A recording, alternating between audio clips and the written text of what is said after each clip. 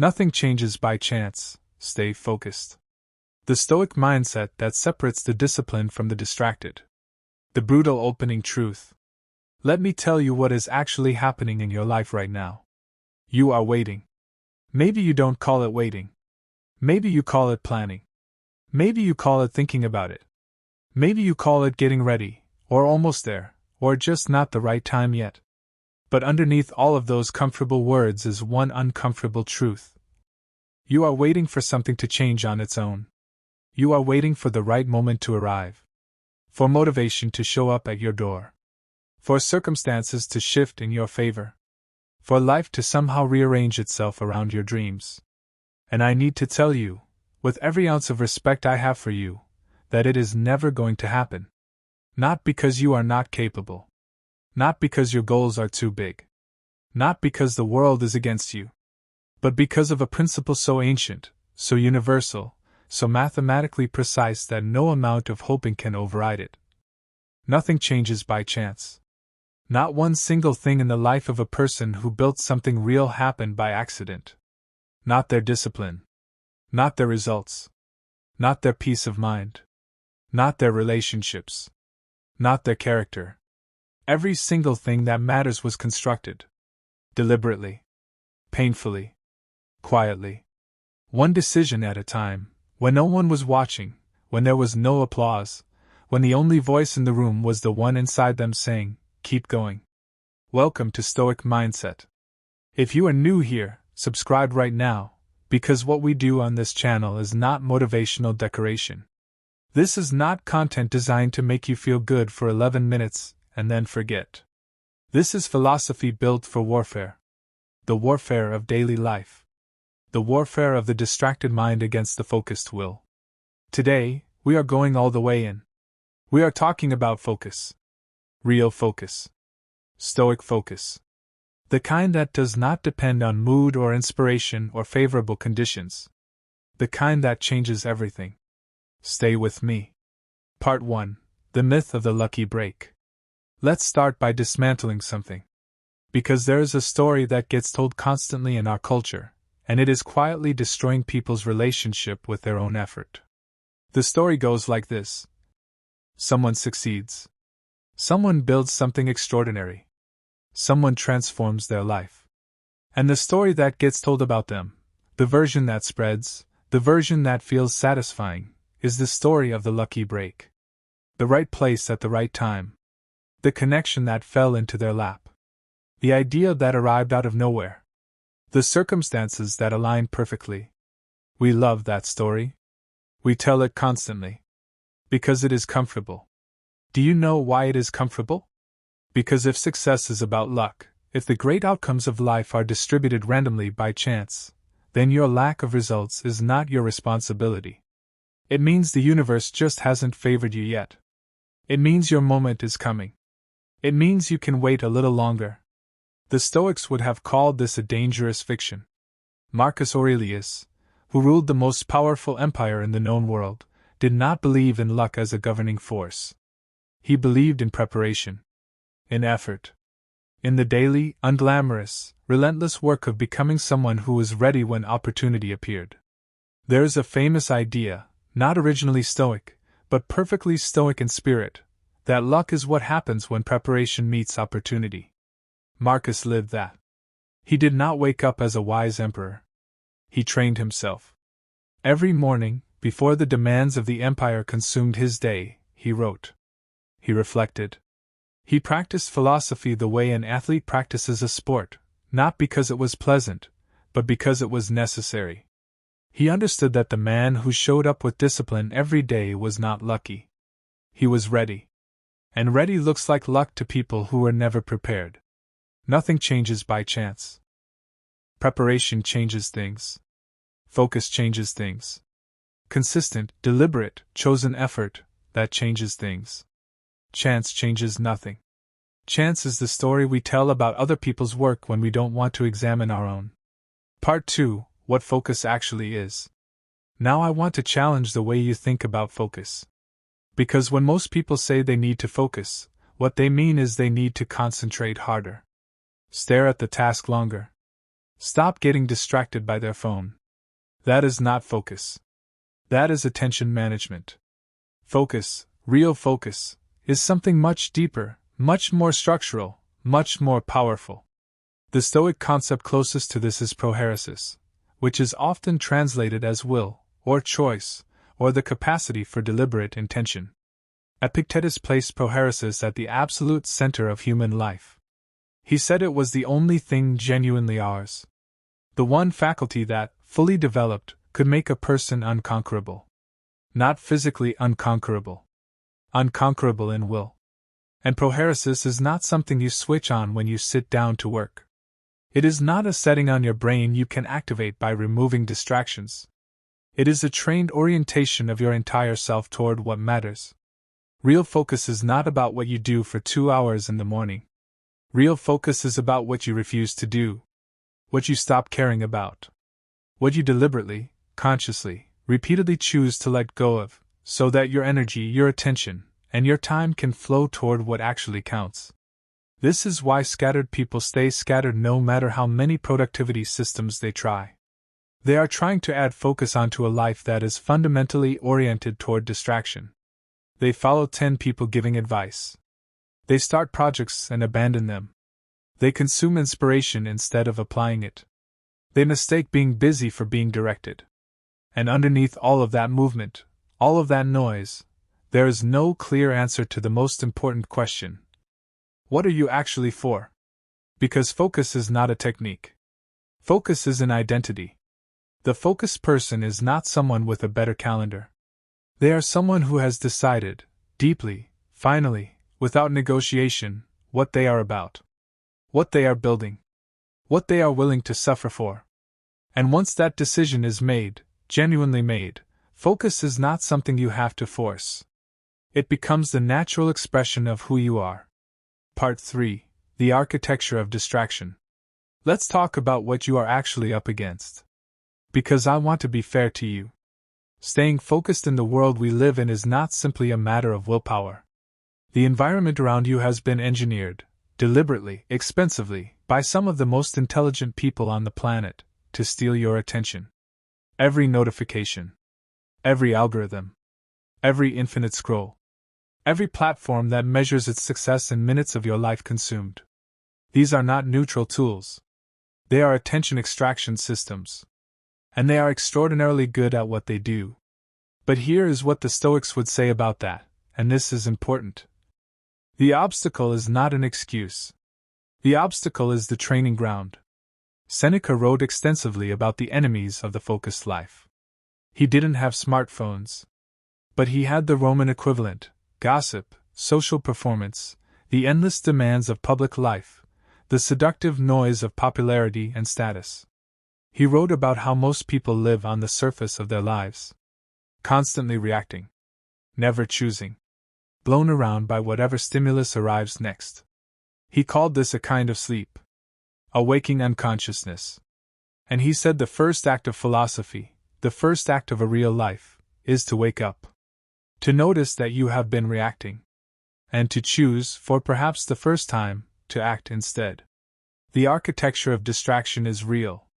The forces pulling your attention away from what matters are powerful and relentless. But they are external. And the Stoics were absolutely clear on this. External forces have exactly as much power over you as you grant them. Not 1 unit more. The person who has trained their prohairesis, their capacity for deliberate choice, can walk through the most distracting environment on earth and remain oriented toward what matters. Not because they are not tempted, but because they have trained their response to temptation. They have practiced returning, again and again, to what is real, to what is chosen, to what is theirs. That is the training. That is the work. Part 4. The Cost of an Unfocused Life. I want to sit here for a moment. Because I think we understand intellectually that distraction is bad. We know we should focus more. We say we want to be more disciplined. But I don't think most people have fully calculated the actual cost of living without focus. Not the productivity cost. Not the career cost. The existential cost. Seneca wrote something that has followed serious thinkers for 2,000 years. He said that it is not that we have a short time to live, it is that we waste most of it. He was not speaking about entertainment or rest. Rest is not waste. Restoration is not waste. He was talking about the years, sometimes the entire decades, that people spend doing things they never actually chose, pursuing approval they never needed, maintaining relationships that drain rather than build, chasing status markers that feel hollow the moment they are achieved. An unfocused life is not just an inefficient life. It is a life that, when examined honestly, often much too late, turns out not to have been the one you actually wanted. This is the deepest cost. Not the missed opportunity. Not the unfinished project. The person you were becoming, the life that was available to you if you had directed your energy deliberately, that is what distraction takes. Marcus Aurelius returned to this again and again in his private writings. He knew that time was the only truly irreplaceable resource. He knew that every hour spent in unnecessary distraction, in meaningless social performance, in worry about things outside his control, every such hour was gone permanently. He was an emperor. He had access to every pleasure the ancient world could offer. And he kept calling himself back to his purpose. Not because he was joyless, but because he understood that purpose, real, chosen, committed purpose, is where real joy lives. Not in distraction. Not in escape. In the feeling of your life moving in the direction you have chosen. That feeling is only available to the focused. Part 5. The 3 enemies of focus. Let me name the 3 forces that will destroy your focus if you let them. These are not abstract. You will recognize them. You may be fighting them right now. The first enemy is noise. Not just auditory noise, though that matters, but informational noise. Opinion noise. The constant, crushing flood of other people's thoughts, other people's priorities, other people's emergencies demanding space in your mind.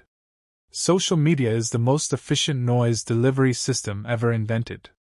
14 seconds on a platform and you have absorbed 12 other people's emotional states, 4 opinions on topics you never cared about, and 2 pieces of information that will be forgotten by tomorrow but will somehow occupy mental space today.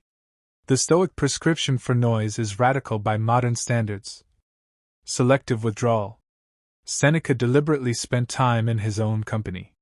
Not as isolation, but as recalibration. As a way of hearing his own thoughts clearly enough to know which ones were actually his. You cannot focus on what you have not heard. And you cannot hear yourself in constant noise. Audit your inputs. Ruthlessly. What are you consuming that you never actually chose? What voices have access to your mind that have not earned that access? Reduce the noise.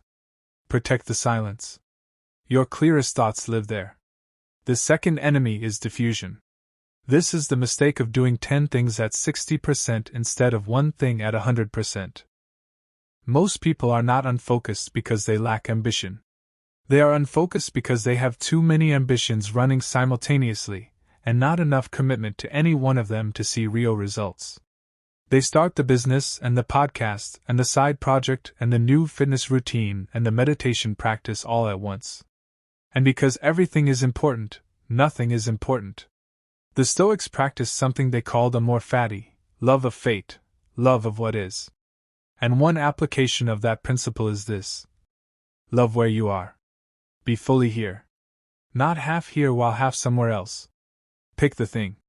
The one thing that, if it succeeded, would change your life. And give it your full self. Not what's left after everything else. Your full self. Diffusion is comfortable because it feels like progress. You are always doing something. But scattered motion is not momentum. It is exhaustion without destination. The third enemy is inconsistency. This is the one that kills the most dreams. Not the dramatic failure. Not the catastrophic mistake. The slow erosion of commitment. The day you skip that becomes the week. The habit you break once that becomes the habit you no longer have.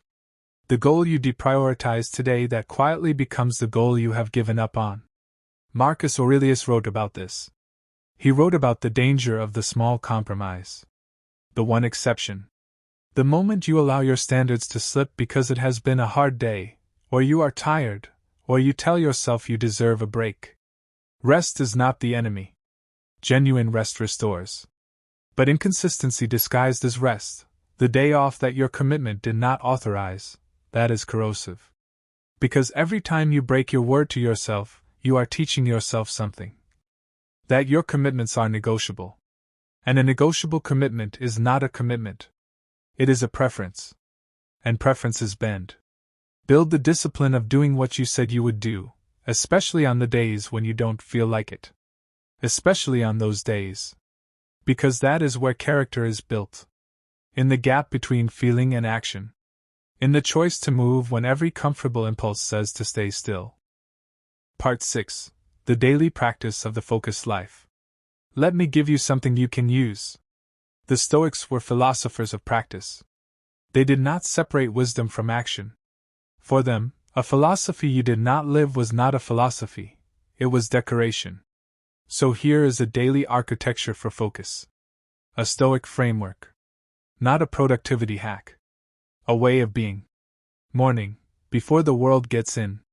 Before you check your phone. Before the notifications, the messages, the news, the demands. Take 5 minutes. Maybe 10. And ask yourself one question. What is the one thing today, that if I do it with my full effort, will make this day meaningful? Not the list. Not the schedule. The one thing. Write it down. Commit to it.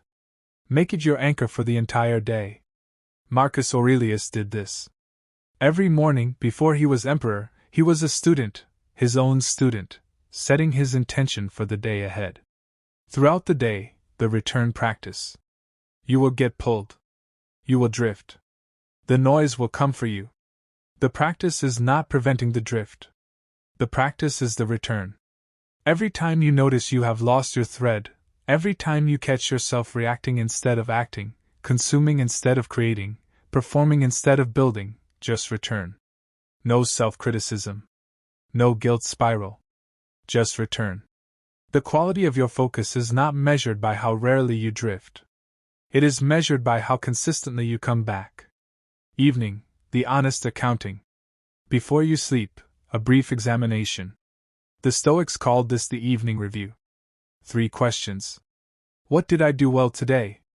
Where did I fall short of what I intended? What will I do differently tomorrow? No harshness. No spiraling. Just honesty. The person who examines their day is the person who improves. The person who never looks is the person who repeats the same mistakes for years and calls it bad luck. This is the daily practice. Simple. Demanding. Transformative over time. Part 7. What focus builds. I want to paint a picture for you. Because I do not want this to feel like discipline for discipline's sake. Like suffering because suffering is noble. The Stoics were not masochists. They were architects. They built things. Inner things and outer things. Character, yes. But also empires. Also philosophies that lasted thousands of years. Also relationships of extraordinary depth. Also lives of genuine meaning. And all of it was built the same way. One focused day at a time. Here is what the compounding of focus produces over time. It produces skill. The person who works deliberately at their craft every day, for years, becomes extraordinary. Not because they were gifted. Because they showed up. It produces identity. When you do something consistently, when you are someone who does not flinch, who does not quit, who keeps the commitment to themselves even when no one is watching, you become that person. Your sense of yourself changes. Your confidence is not borrowed from results. It is built from the evidence of your own consistency. It produces peace. And this one surprises people. They expect that the focused, disciplined life would feel rigid, tight, joyless. It is the opposite.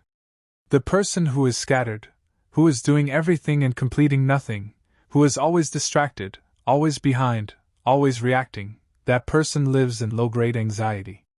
It is the anxiety of a life that feels out of control.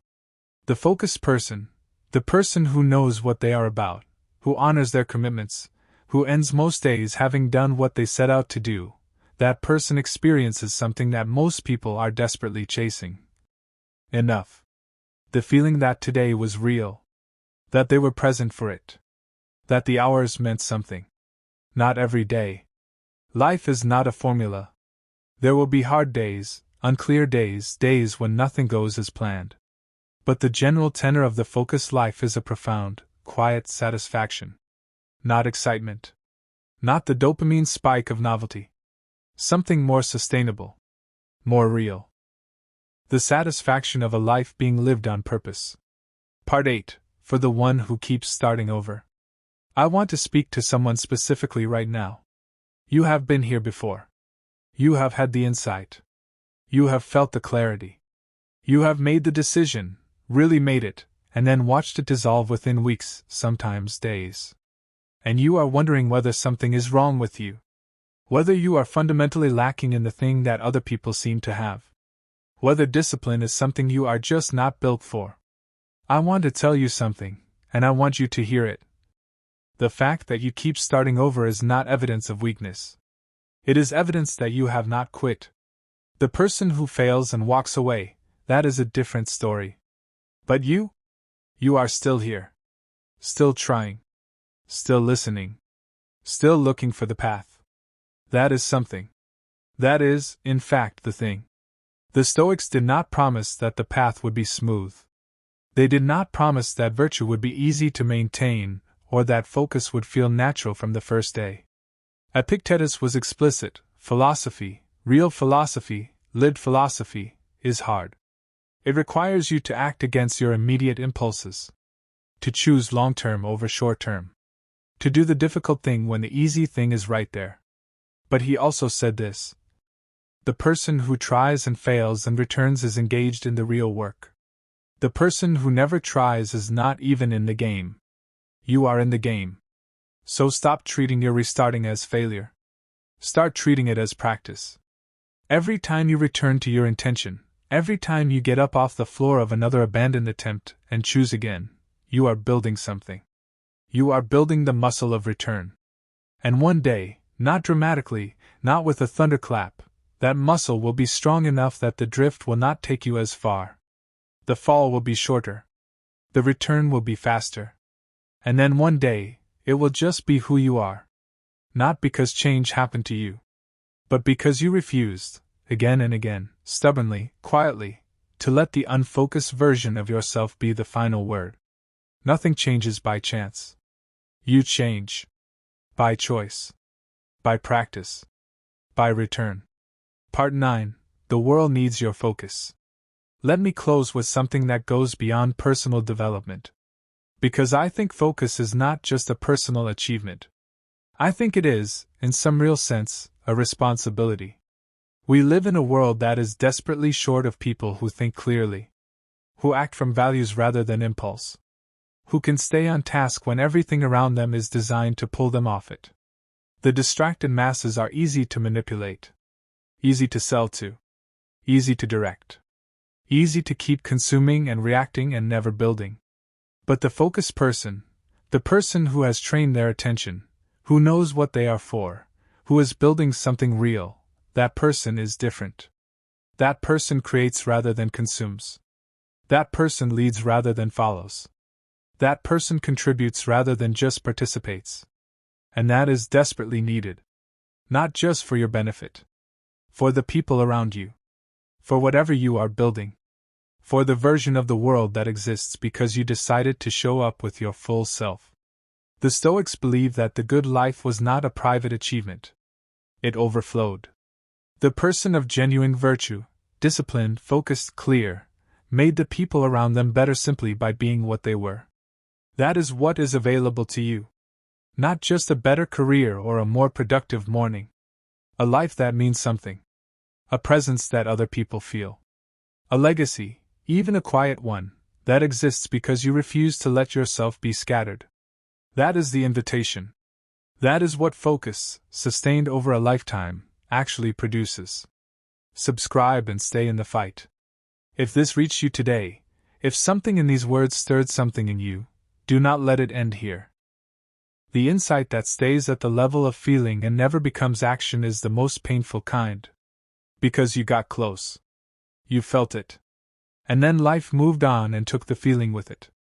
So do something right now. Not later. Now. Decide on the one thing, the one real commitment, that you have been deferring.